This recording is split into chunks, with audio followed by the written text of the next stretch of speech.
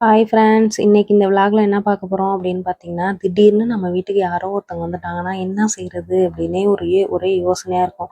அதுவும் இல்லாமல் எதுவுமே இருக்காது அந்த நேரம் பார்த்தீங்கன்னா. அவல் மட்டும் இருந்துச்சுன்னா போதும். எப்பவும் வீட்டில் அவல் வாங்கி வச்சுக்கோங்க. யாராவது வந்துட்டு 5 நிமிஷத்தில் செஞ்சு கொடுத்துடலாம் அவல் பாயாசம். எப்படி செய்யலான்னு பார்க்கலாம் வாங்க.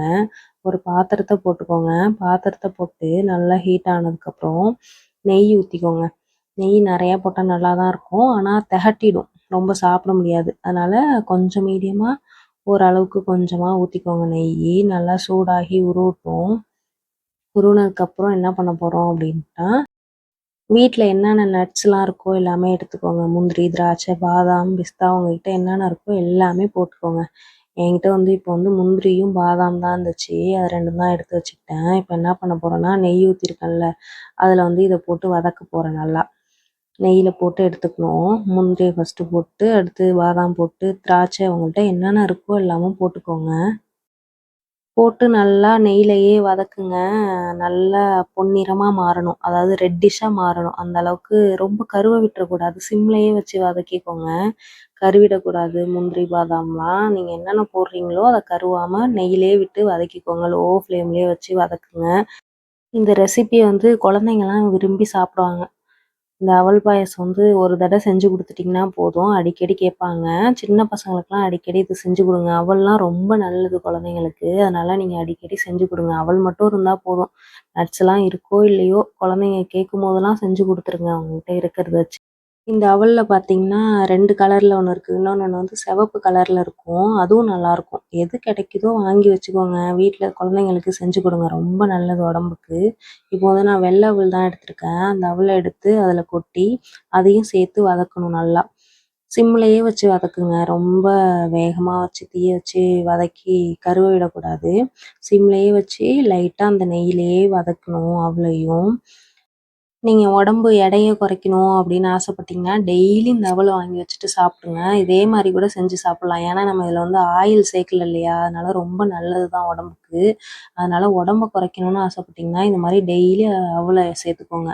எந்த பிரச்சனையும் கிடையாது. நல்லது தான் உடம்புக்கு. அதனால நீங்க டெய்லி அவல சேர்த்துக்கலாம். உடம்ப எடைய குறைக்கிறதுக்கு. நல்லா செவந்து வந்துருச்சா, இப்போ பால் ஊத்திக்க போறோம் அதுல. பசும்பாலு, பச்சை பாலு தான் நான் ஊத்திக்கிறேன். காய்ச்சாத பாலு. அத எடுத்து ஊத்திக்க போறேன். 1 டம்ளர் திக்கான பால் இப்போ ஊத்தியிருக்கேன். அதனால இன்னும் கொஞ்சம் என்ன பண்ண போறேன்னா, அதே டம்ளர்ல கொஞ்சம் தண்ணி எடுத்து அதில ஊத்திக்க போறேன். பால் ரொம்ப திக்கா இருக்கணும்னு அவசியம் இல்ல. தண்ணியும், பாலும் மிக்ஸ் பண்ணி அதில ஊத்திக்கோங்க. பால் நெறையா இருந்தா தண்ணியா இருக்கும். கொஞ்சமா ஊத்துனா கட்டியா வந்துரும். அவல் நல்லா ஊறி வந்துரும் அந்த பால்ல. உங்களுக்கு எந்த அளவுக்கு பால் இருக்கோ அந்த அளவுக்கு ஊத்திக்கோங்க. ஒண்ணும் பிரச்சனை இல்ல. பால் எவ்வளோ ஊத்துறோமோ அந்த அளவுக்கு டேஸ்ட் குடுக்கும் உங்களுக்கு அதிகமா. நான் பால் திக்கா இருந்தனால இன்னும் கொஞ்சோண்டு தண்ணி அதில சேர்த்துக்கிட்டேன்.